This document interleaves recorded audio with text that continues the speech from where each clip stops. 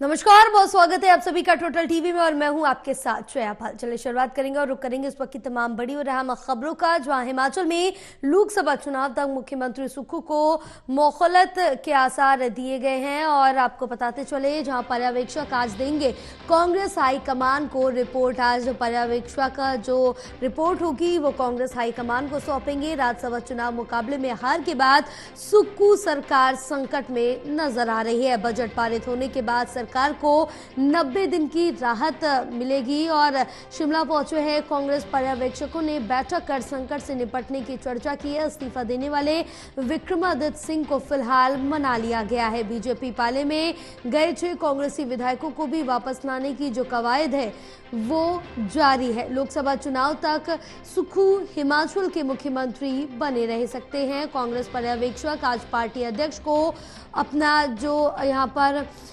Report है वो सौंप सकते हैं। तो ये बड़ी अपडेट आप तक पहुंचा रहे हैं, जो आपको बताते चले कि हिमाचल प्रदेश में सियासी जो उठापटक है वो देखने को मिल रही है।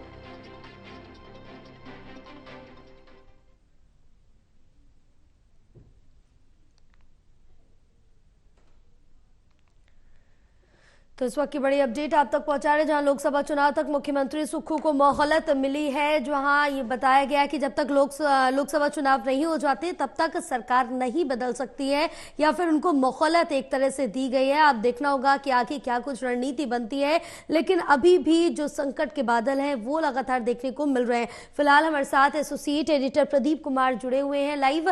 प्रदीप, अब जिस तरह से देखें हिमाचल प्रदेश में सियासी उठापटक राज्यसभा चुनाव के बाद से देखने को मिल रहा है और यहाँ पर लगातार अपने नेताओं को मान मनोबल का काम है वो कांग्रेस की तरफ से किया जा रहा, और आज यहाँ पर आला कमान को जो पर्यवेक्षक है वो रिपोर्ट सौंपेंगे।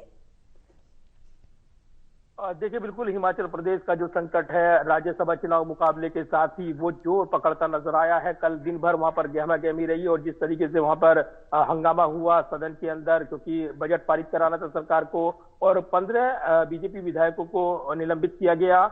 भारी हंगामे के बीच वहां पर जब विरोध प्रदर्शन भी किया बीजेपी ने, लेकिन बजट पारित हो गया और इसी के साथ जो विश्वास है सरकार एक तरीके से उसको 90 दिन की मोहलत मिल गई है।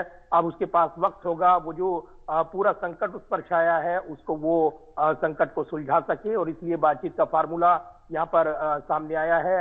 हालांकि जो 6 विधायक जिन्होंने क्रॉस वोटिंग की, अधिकृत कांग्रेस उम्मीदवार अभिषेक मनु सिंघवी के खिलाफ वो हार गए, 34-34 का आंकड़ा। उसके बाद टाई हुआ मुकाबला और उसके बाद पर्ची में मुकाबला गया हर्ष महाजन के पक्ष में, जो कि बीजेपी उम्मीदवार थे। तो मुकाबला कांग्रेस हार गई है, इसी के साथ संकट में आ गई यहाँ पर सुक्खू सरकार। लेकिन अब जो ताजा अपडेट ये है कि जो पर्यवेक्षक भेजे गए हैं उन्होंने बातचीत की विक्रमादित्य सिंह के साथ, जो कि पूर्व मुख्यमंत्री वीरभद्र सिंह के बेटे हैं। उन्होंने कल सुक्खू मंत्रिमंडल से इस्तीफे का ऐलान किया था।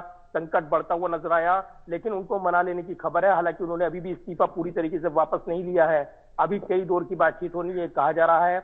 आज पहली रिपोर्ट अपनी पर्यवेक्षक जो है कांग्रेस के डी.सी. कुमार, भूपेंद्र सिंह हुड्डा, इसके अलावा भूपेश बघेल गए हैं। प्रभारी राजीव शुक्ला वो गए थे, कल वहां बैठक भी हुई। तो ये जरूर है कि अब जो है रणनीति बनाई जा रही है कि चूंकि लोकसभा चुनाव आ रहा है, बिगुल बजेगा जब यहाँ पर कभी भी, तो उस बीच संकट को सुलझाने के लिए जब मियाद मिली है तो कहीं ना कहीं अब अयोग्य ठहराने के फैसले को लेकर भी स्पीकर ने फैसला सुरक्षित रखा है। अगर अयोग्य ठहरा दिया जाता है उन विधायकों को, क्योंकि व्हिप जारी किया गया था, तब संख्या घट जाएगी, 62 हो जाएगी, 68 से घटकर 62 हो जाएगी, तो बहुमत का आंकड़ा भी घट जाएगा और कांग्रेस के पास फिलहाल जो आंकड़ा है वो 34 विधायकों का है। तो ऐसे में 32 की जरूरत पड़ेगी तो उस पर चुनाव होगा, उपचुनाव होगा। तो ये तमाम आगे की रणनीति है, लेकिन अगर वापस लौट आते हैं तब संकट सुलझ जाएगा। तो यही वजह है कि अभी मान मनोबल की राजनीति वो कांग्रेस जारी रखेगी और इनको वापस अपने पाले में लाने के लिए बागी विधायकों को वो मनाने की कोशिश कांग्रेस पार्टी करती रहेगी। तो वक्त मिल गया है और इसीलिए फिलहाल जो सुक्खू सरकार पर छाया संकट है वो भी थोड़ा नरम पड़ा है, तेवर भी नरम पड़े हैं विक्रमादित्य सिंह के। लेकिन ये कहा जा रहा है कि लोकसभा चुनाव के बाद हिमाचल में सरकार बदली जाएगी, ये भी सूत्र दावा कर रहे हैं। तो फिलहाल अभी तक जो पूरा घटनाक्रम है वो हिमाचल का वो लगातार बना हुआ है। बिल्कुल प्रदीप, तमाम जानकारी साझा करने के लिए बहुत शुक्रिया।